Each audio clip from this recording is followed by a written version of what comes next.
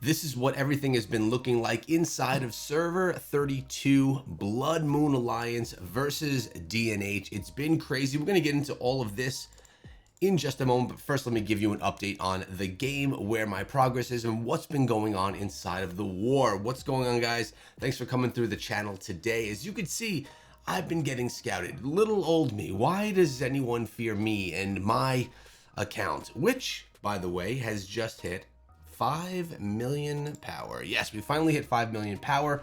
It's been 1 month and I've probably spent about $700, maybe a little bit more, maybe a little bit less inside of the game. I've honestly not done the best job keeping track, but we also have been doing a really nice job here training our T4s. We got ourselves 12,000 ballistas and I am low on resources. We have over 100,000 Vestals that we can then essentially go into 2 different big battles, take losses, and then go back again. Plus we have some of those nice resource healings. I used one of them yesterday. Unfortunately, I didn't probably use it at the most opportune time, didn't get the most value out of it, but I do have 1 more medical supply left. And the war was pretty good. Oh, look at this. We have something that just finished upgrading as well. We'll get to that in a little bit, but the war has been going well. Yesterday was a whole lot of them building and then us coming and tearing it all down. So let me do this really quickly here. Let's give you guys a look at what went down in our war yesterday. Essentially, DNS and DNH, they spent the entire day, actually it was DNS, they spent the entire day building all of these barriers, building their structures right over here. We let it all happen. We sat in our homes, we let it all happen, and then we came in and destroyed everything that they created. All in one shot, one swoop. We came in, the whole Blood family, and we tore down everything that they created. They had to pull back, we moved forward, and that's where things ended as of last night. A big fight to push back all of their progress that they made in nearly a 24-hour time period, which really was the best use of our assets. We had our T5s, they were all healed up and ready to go, and they had very little stamina. They have a handful of really strong players inside of their server, inside of their alliance. A few essentially Kraken max level tier 5 players who are very strong, very hard to handle, but that's their biggest strength right there, are those people, right? So if we can kind of get their stamina down, which we noticed worked out well yesterday, well, then we were able to take advantage and really push back any progress that they made. Now, again, today, I'm not going to go over to where the battle is, but I'll let you guys know that it is a stalemate, right? Again, they spent the entire day putting their stuff together. Actually, I could probably do a little, I could zoom out and get us in there a little bit really quickly. So if we're over here, check out everything that they've built. They have put together all of this. They've actually done quite a nice job, if I say so myself, putting in all of these barriers. This is stuff that's going to slow us down when we try and get in here. DNH did a very nice job barricading us out of their territory. I mean, look at this. Look at all of this barricade, which if we try and walk through here, it's drastically slow. It is not a good move. So we need to go piece by piece, just trying to get ourselves in there and slowly push through. So the war continues on. We go back and forth. They build, we break down, we build, they break down. And honestly, things seem fairly even so far. It's quite fun. We didn't know when we started in this server if we were going to even have a fight. We didn't know if there were going to be any opponents that were strong enough to battle with what we were dealing with and with what we put together. And we were proven wrong, that there are people and there is an alliance family that is very strong and that's capable of fighting us and giving us a good fight. And here we go again. Blood Oath #1. That is our mother company, our mother alliance. They are the lead. That is Chisgul's family right there.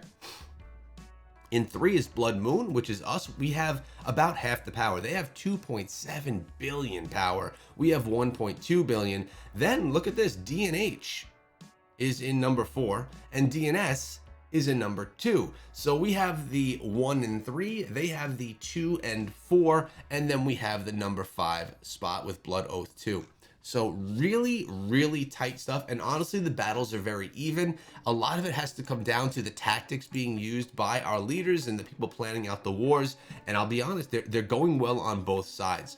The, what do we want to call it? The animal warfare being used by DNH has been really annoying, which for them is really good. We have to be very careful when we leave our cities because they often will have cavalry units just kind of hanging around to pick away us as we get to the fight, which is extremely frustrating. If someone comes over here and just drags troops to just go somewhere and doesn't watch them, as I showed you in yesterday's video, it could be extremely devastating and you could really lose.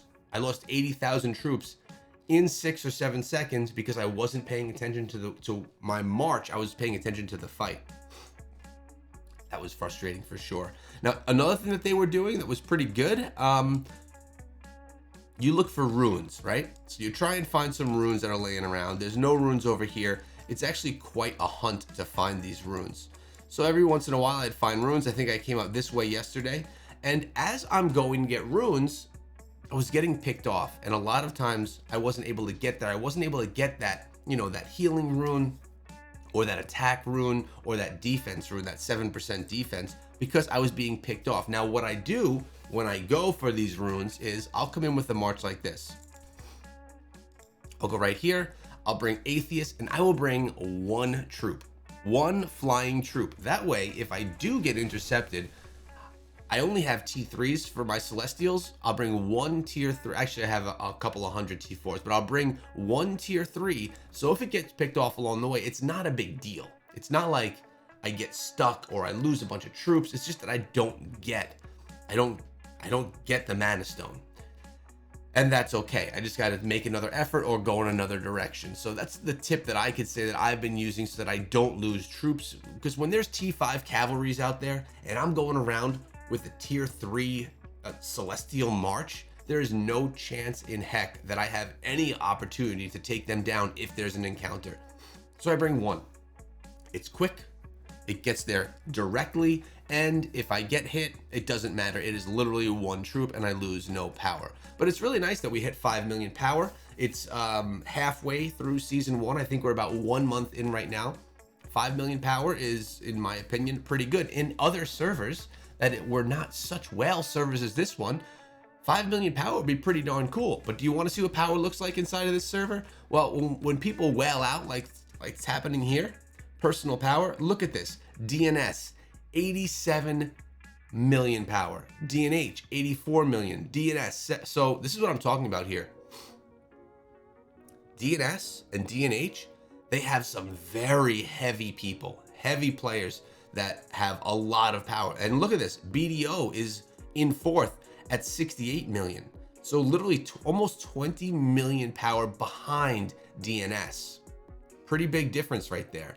Then we have another DNS, Cigar at 66 million, BDO, DNS, DNH, and then we have our boy, Funky. Funky has been a huge part of our fight. He's been one of our leaders on the battlefield with the not only the number of merits, look at this, 4 million merits, but just his tactics and being able to hop on and be part of what we're doing and really protect all of us. As tier 4s and even tier 4.5s, it's really difficult to go in there and to be really effective against people that are as powerful as some of these DNS and DNH players. So being able to have Funky come on in there and really look out for us is pretty darn cool and appreciated. So thank you, Funky. So by the way, 5 million power, not bad, but inside of this server, it's small. My power is small right here, even 30 days in, because of the server that I'm playing on, because of the whales that we're dealing with. But the war has been great. The war has been fun. It's been enjoyable. Being able to play with the Alliance and put all this together has been a great thing and something I look forward to every single day. When these are going on, we have over 100 people in voice chat together, listening to the leadership so that we have exactly the right moves at the right times so that we don't make mistakes, and it works out great. Love it over here in the Blood Moon Alliance, and I'm going to keep you guys up to date on what happens in this war. Every single day you'll have a new update, and every single day you'll be getting live streams. If something big is happening, I'll be sure to live stream it for you. If you enjoy that kind of stuff, if you found this video valuable, or if you enjoy hanging out with me, consider subscribing to the channel so you don't miss out on everything Call of Dragons every single day. I appreciate you guys, and I'll see you later on.